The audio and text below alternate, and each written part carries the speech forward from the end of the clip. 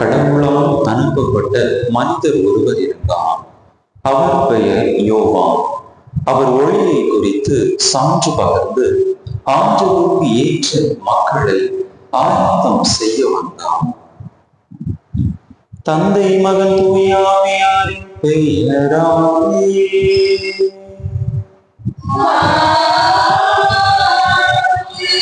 நம் ஆண்டவராகிய இயேசு கிறிஸ்துவின் அருளும் கடவுளின் அன்பும் தூய ஆவியாரின் நட்புறவும் உங்கள் அனைவரோடும் இருப்பதாக.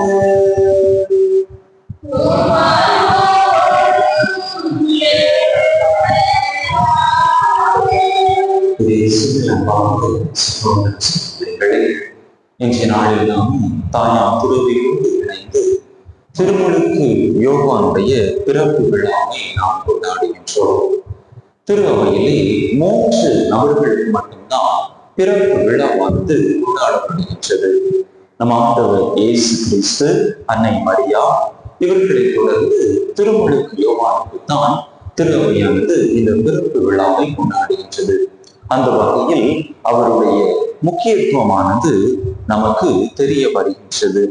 மத்தேயு நற்செய்தி 11வது அதிகாரம் 11வது இறை வசனத்தில் ஆண்டவர் சொல்லுவார், இந்த உலகிலே பிறந்தவர்களுள் திருமுழுக்கு யோவானை விட பெரியவர் எவரும் தோன்றியதில்லை என்று அனைத்து மனிதர்களுள் முதன்மையானவராக திருமுழுக்கு யோவானை ஆண்டவர் முன்குறித்து குறிப்பிடுவதாக நாம் பார்க்கிறோம். ஆண்டவருக்கான வழியை செம்மைப்படுத்தி தன்னையே தாழ்த்தி வரவிருக்கின்றவர் நான் அல்ல, எனக்கு பின் வரவிருக்கின்றவருடைய மிதியடி வாரை கூட அவிழ்க்க எனக்கு தகுதி இல்லை என்கிற அளவுக்கு தன்னையை முழுமையாக தாழ்த்தி ஒரு மனிதனாக இருந்தார்.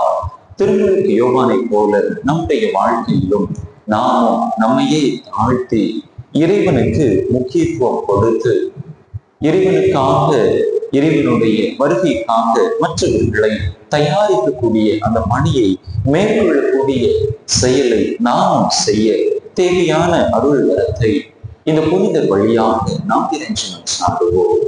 தகுதியான விதத்தில் இந்த உயிருள்ள வரியை ஒப்புக் கொடுக்க தடையாக இருக்கக்கூடிய நம்முடைய பாவங்களை ஏற்று நாம் வருத்துவோம். எல்லாம் உள்ள இறைவனிடமும்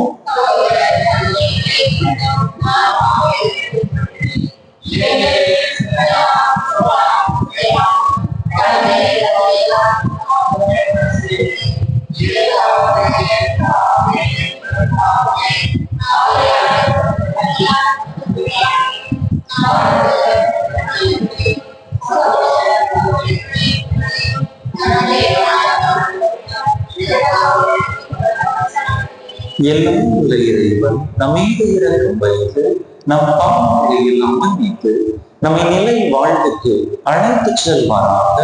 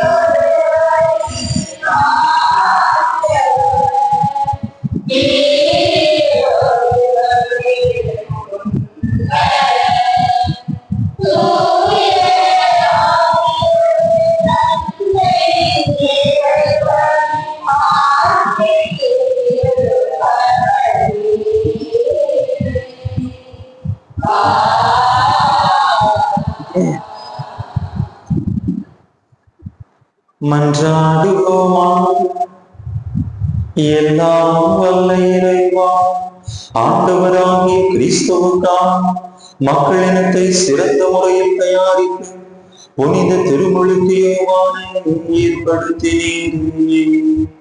அதனால் மக்களாகிய உங்களுக்கு உளங்கள் நேர்மை நம்பிக்கையாளர் அனைவரின் மனங்களை மீட்பு பாதையிலும் அமைதியின் வழியிலும் நடத்துவீராக.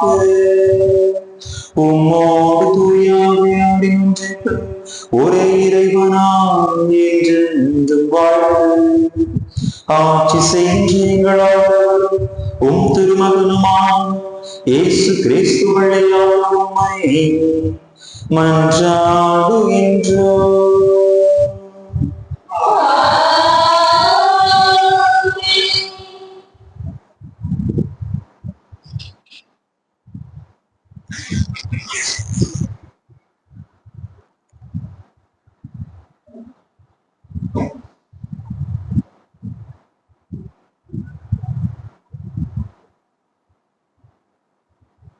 நான் உங்களை பிள்ளைகளுக்கு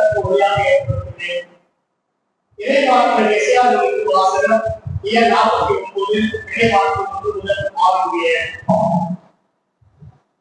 தீவு நாட்டினரே எனக்கு செறிக்கொள்ளுங்கள், தொலைவான மக்களிலே கவனியுங்கள், தற்போது இருக்கும்போதே ஆளுநரை அழைத்தார், என் தாய் வயிறு உருவாகும் போதே என் பேர் சொல்லிக் கொடுக்கிறார், என் வாயை புறான வார்த்தை ஆகினார், தன் கையினால் என்னை பாதுகாத்தார், என்னை பலவரும் பங்குதாக்கினார், தம் அபராதங்களை மறைத்து கொண்டார்.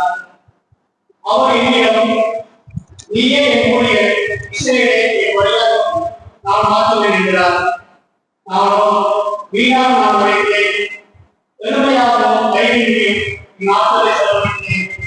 அவையும் எனக்குரிய நீதி வாழ்வதற்கு என் படிப்பான பரிசை என் கடமை என்றேன். யாக்கோபை தன்னுடன் கொண்டு வரும் சிறந்த சிறாயை கொண்டு திரட்டவும் தற்போது இருந்த ஆளுநரை ஒருவரால் உருவாக்கினார். ஆண்டவர் பார்வையால் அறிந்து பெற்றவர், என் கடவுளே, என் ஆண்டவர், நான் இப்போது உரைக்கிறேன்.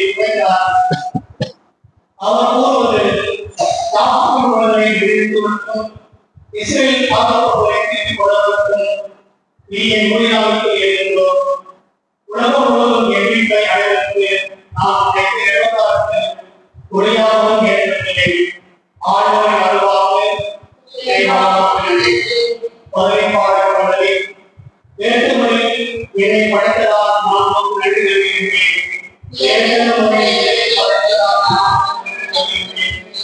ஆண்டவரே ஆய்வு நடத்திருக்கின்றேன். நான் அமலவை ஏழோவின் மீது நடத்திருக்கின்றேன். என் நினைவுகளை எல்லாம் உரிந்திருக்கின்றேன். நான் நடப்பதையும் பருப்பதையும் நடத்திருக்கின்றேன். என் வழிகள் எல்லாம் நோக்கு தெரிந்ததை வல்லவே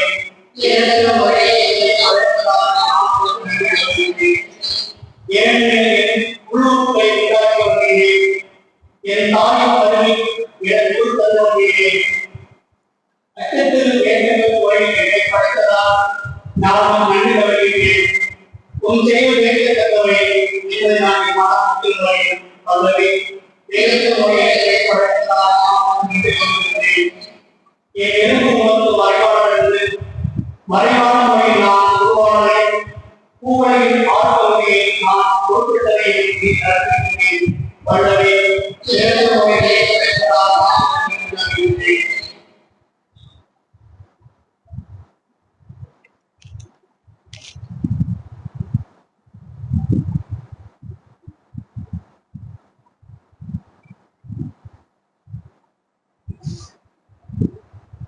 இரண்டாம் வாசகம்.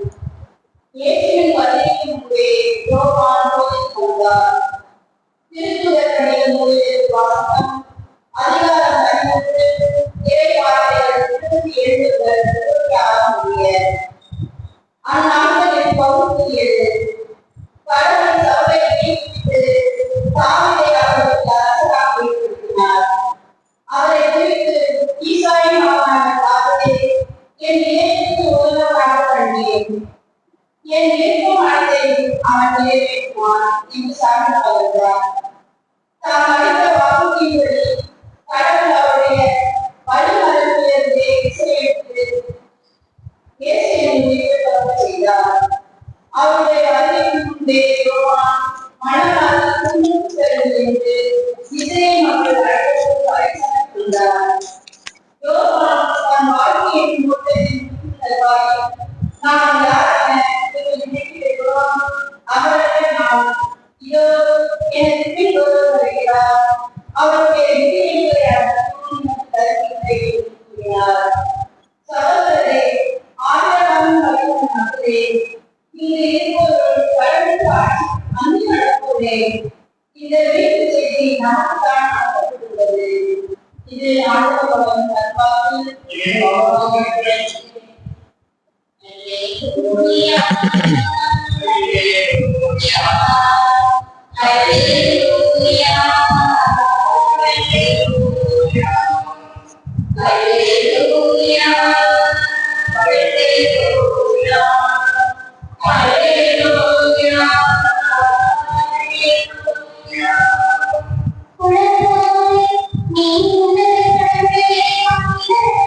நீ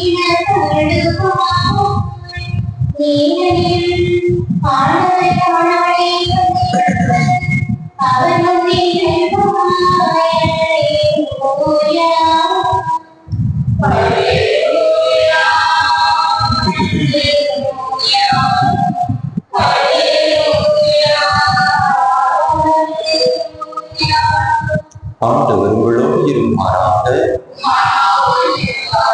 லூக்கா எழுதிய தூய நற்செய்தியிலிருந்து வாசகம். அதிகாரம் 1, இறை வசனங்கள் 57 முதல் 66 மற்றும் 80. எலிசபெத்துக்கு பேறு காலம் நெருங்கியது. அவர் ஒரு மகனை பெற்றெடுத்தார். ஆண்டவர் அவருக்கு பெரிதும் இரக்கம் காட்டினார் என்பதை கேள்விப்பட்டு சுற்றி வாழ்ந்தோரும் உறவினரும் அவரோடு சேர்ந்து மகிழ்ந்தனர். 8ஆம் நாளில் அவர்கள் குழந்தைக்கு விருத்த சேதனம் செய்ய வந்தார்கள். செக்கரியா என்ற அதன் தந்தையின் பெயரையே அதற்கு சூட்ட இருந்தார்கள். ஆனால் அதன் தாய் அவர்களை பார்த்து, வேண்டாம், அதற்கு யோவான் என பெயரிட வேண்டும் என்றார். அவர்கள் அவரிடம், உம் உறவினருள் இப்பெயர் கொண்டவர் எவரும் இல்லையே என்று சொல்லி, குழந்தைக்கு என்ன பெயரிடலாம், உம் விருப்பம் என்ன என்று தந்தையை நோக்கி சைகை காட்டி கேட்டார்கள்.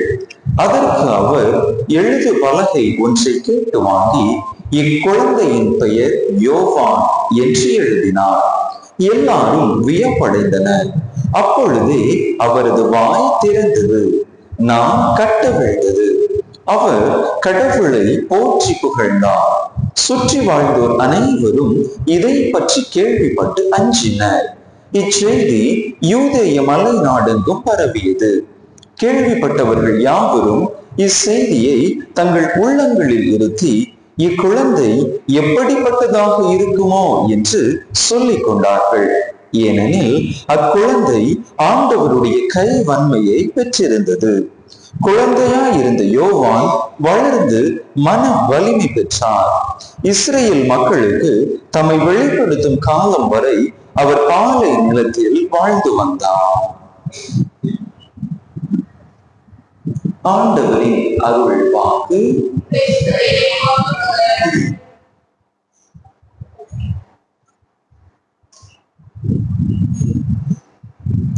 கிறிஸ்துவில் அன்பார்ந்த சகோதர சகோதரிகளே,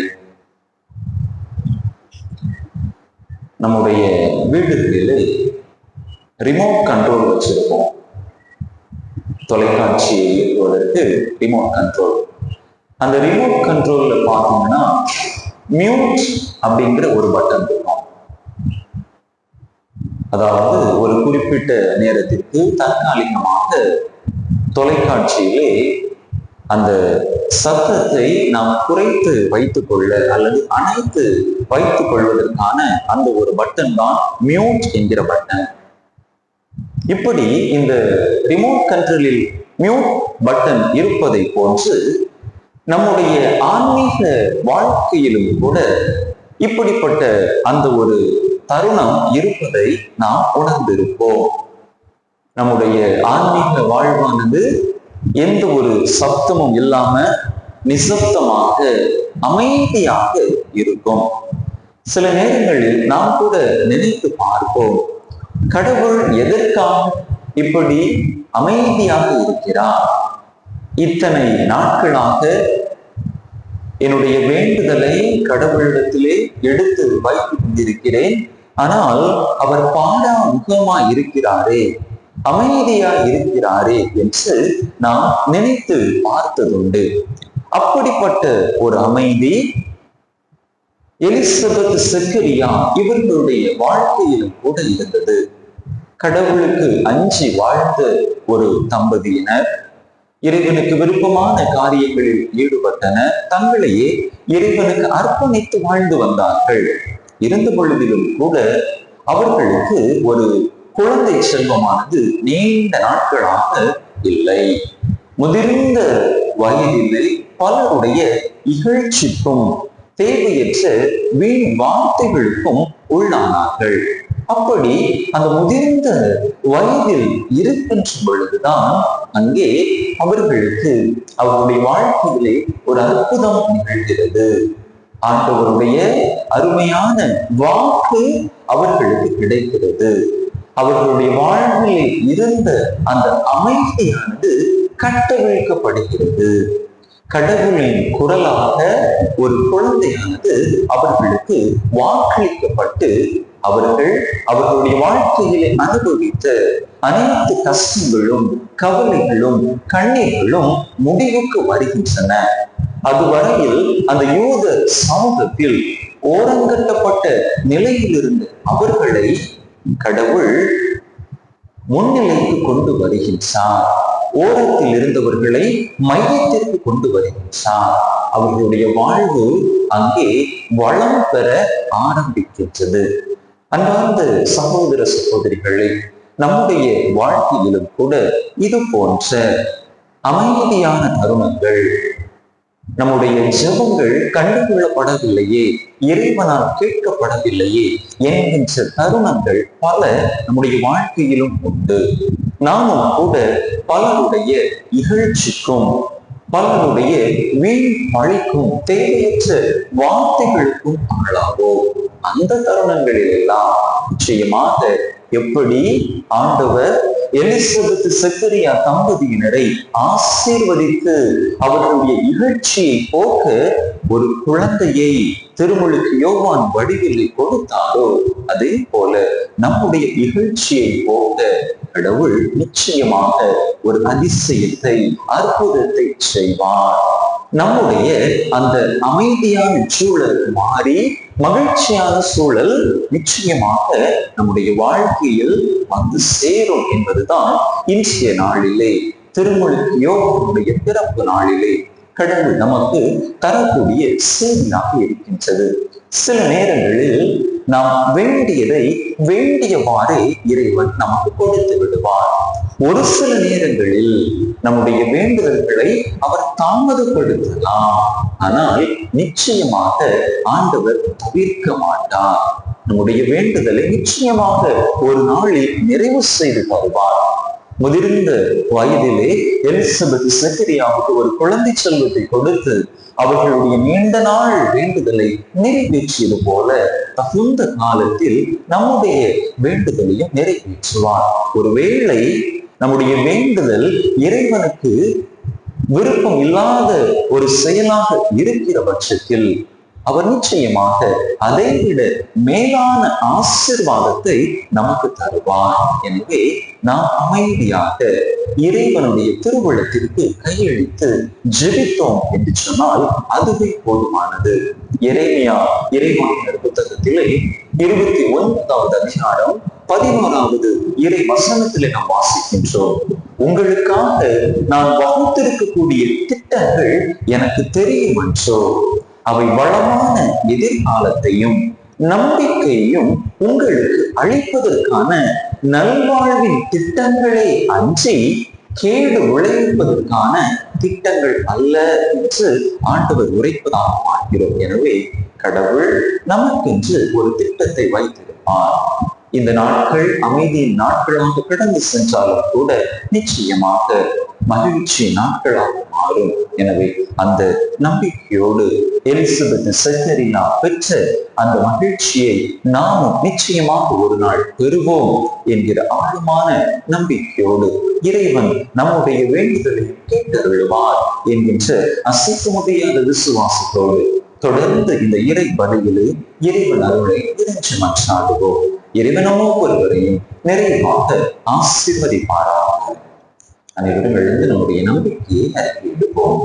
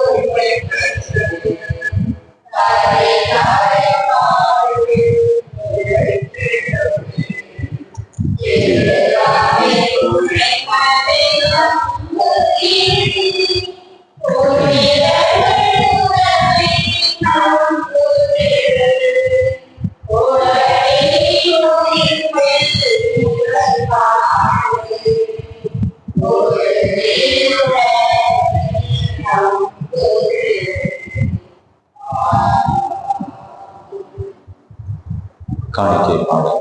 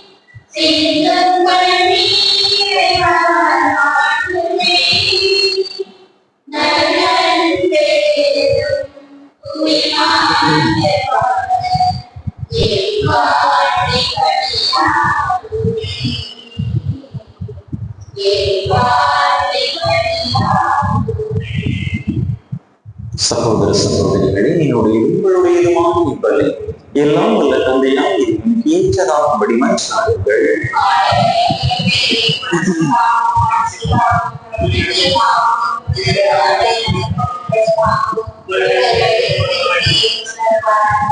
இரக்கமுள்ள இறைவா, புனித திருமுழுக்கு யோவான் உலக மீட்பர் வருவார் என்று முன்னறிவித்து வந்த பின் அவரை சுட்டி காட்டினார்.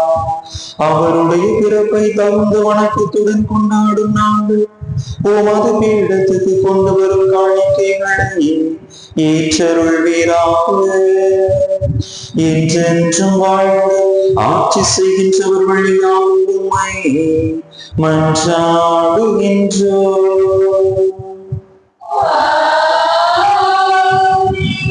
ஆண்டவர் உங்களோடு இருப்பாராக.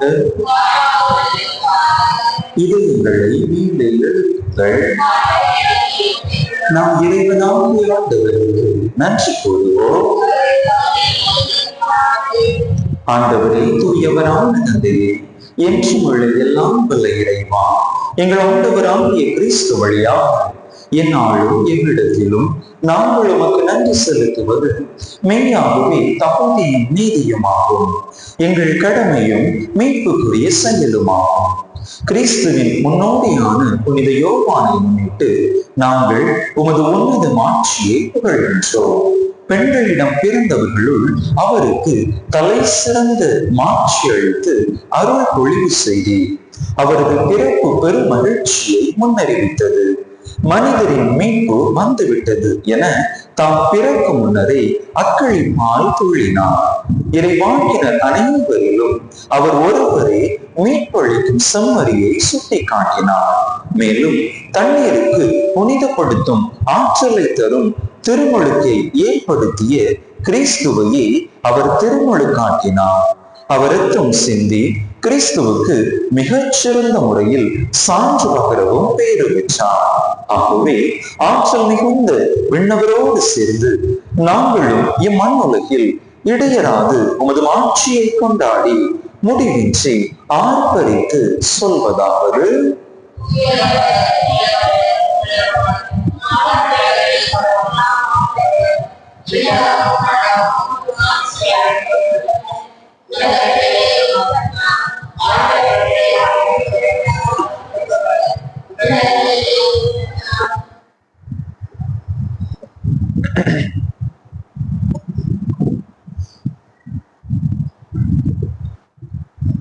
ஆண்டவரே, நீர் மெய்யாகவே தூயவர், தூய்மை அனைத்துக்கும் ஊற்று.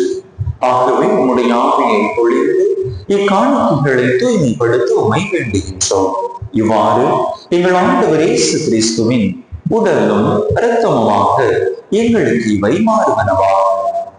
அவர் பாடுபட உளம் கனிந்து தம்மை கையளித்த போது அப்பத்தை எடுத்து நன்றி செலுத்தி அதை தொட்டு தம் சீடர்களுக்கு அளித்து அவர் கூறியதாவது: அனைவரும் இதிலிருந்து பெற்று உண்ணுங்கள், ஏனெனில் இது உங்களுக்காக கையளிக்கப்படும் என் உடல்.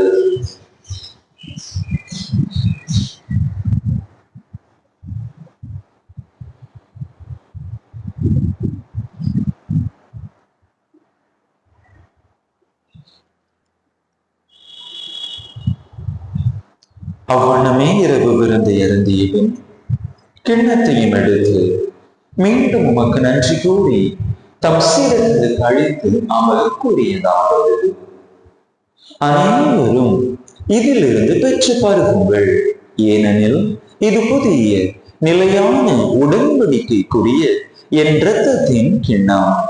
இது பாவ மன்னிப்புக்கென்று உங்களுக்காகவும் பலருக்காகவும் சிந்தப்படும். இதை என் நினைவாக செய்யுங்கள்.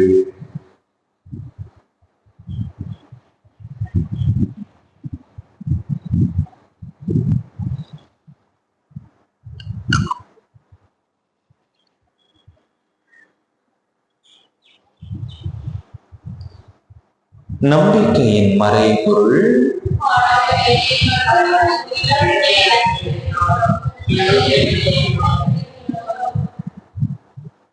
ஆகவே ஆண்டவரே, நாங்கள் கிறிஸ்துவின் இறப்பினையும் உயிர்ப்பினையும் நினைவு கூர்ந்து வாழ்வு தரும் அப்பத்தையும் மீட்பளிக்கும் கிண்ணத்தையும் உமக்கு ஒப்புக் கொடுக்கின்றோம். உம் திருமுன் உமக்கு ஊழியம் புரிய தகுந்தவர்கள் என எங்களை ஏற்றுக்கொண்டே, எனவே உமக்கு நன்றி செலுத்துகின்றோம். மேலும் கிறிஸ்துவின் உடலிலும் இரத்தத்திலும் பங்கு கொள்ளும் எங்களை தூய ஆவியார் ஒன்று சேர்க்க வேண்டும் என உமை தாழ்மையுடன் மன்றாடுகின்றோம். ஆண்டவரே, உலகெங்கும் பரவி இருக்கும் உமது திரு அவையை நினைவு கூர்ந்தருளும்.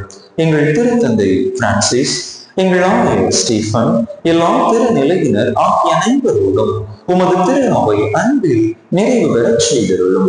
மேலும் உயிர்த்தெழும் எதிர்நோக்குடன் துயில் கொள்ளும் எங்கள் சகோதர சகோதரிகளையும் இறந்தோர் அனைவரையும் இரக்கத்தோடு நினைவு கூர்ந்து உமது திருமுக ஒளியினுள் ஏற்றருளும். எங்கள் அனைவர் மீதும் இரக்கமாயிரும்.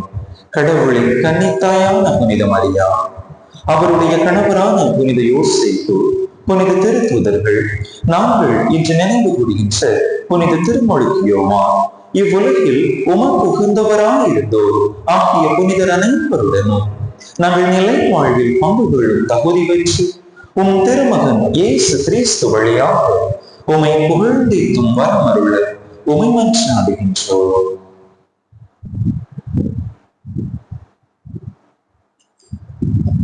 இவர் வழியாக இவரோடு இவரில் எல்லாம் இறைவனாகிய தந்தையே, தூயாவியாரின் ஒன்றிற்கு எல்லா புகழ் மாட்சியும் என்றென்றும் உமக்கு உரியதே.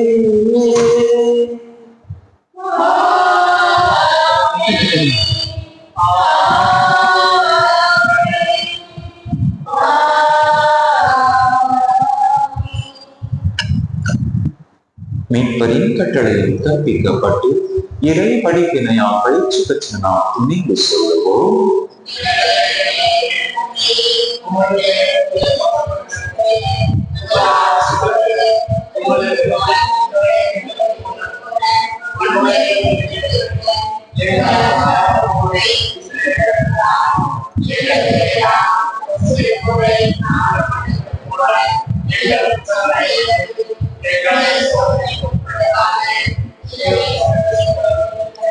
ஆண்டவரே, தீமை அனைத்திலிருந்து எங்களை விடுவித்த எங்கள் வாழ்நாளில் அமைதியை கனிவுடன் அருள உமை மாற்றாடுகின்றோம்.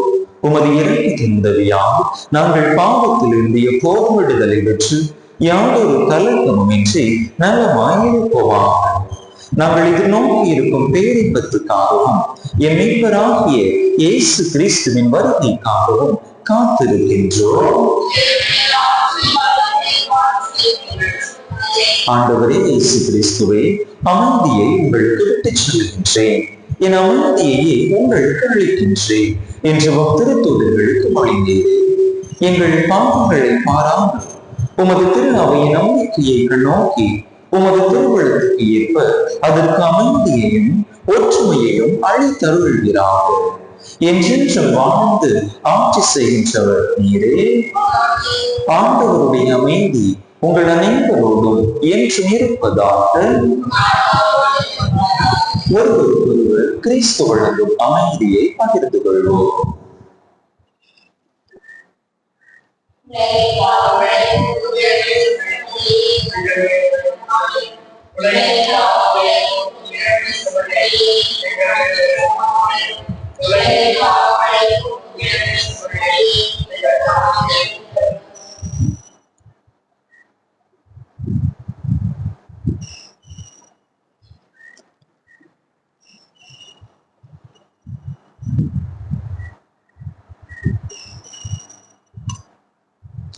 இதோ இறைவனின் செம்மறி, இதோ உலகின் பாவங்களை போக்குகின்றவர்.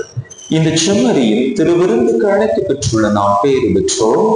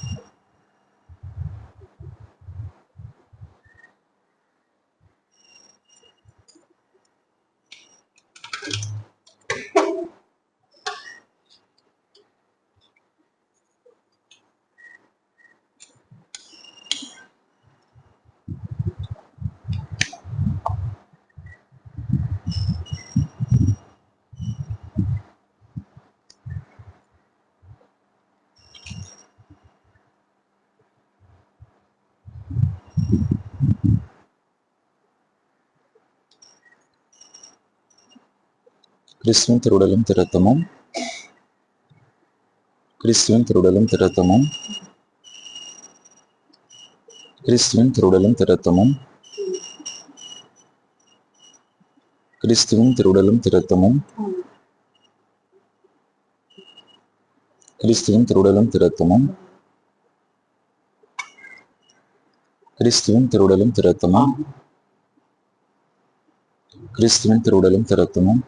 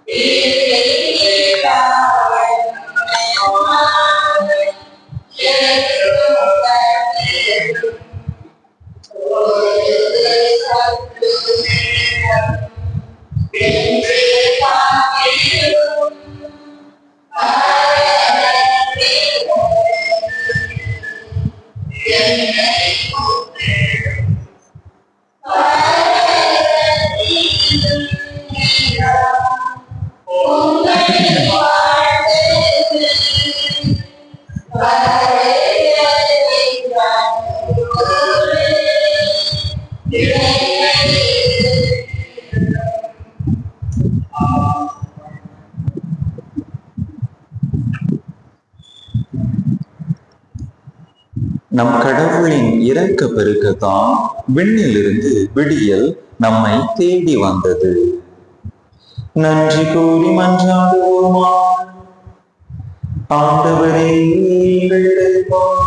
விண்ணக சுமரியின் விருந்தை உட்கொண்டு ஊட்டம் பெற்ற நாங்கள் உம்மை வேண்டுகின்றோம்.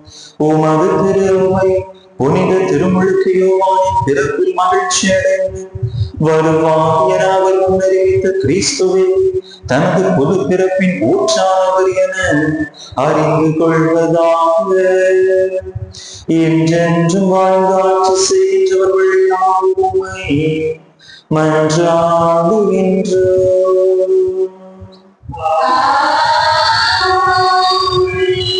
ஆண்டவர்களோடு இருப்பாராக.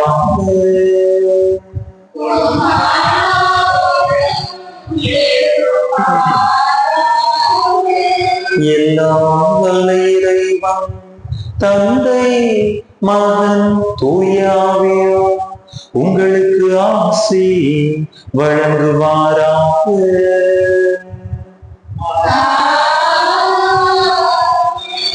இறையாசிரை நிறைவாக பெற்றவர்களாம் சென்று வாருங்கள், திருப்பலி நிறைவேற்று.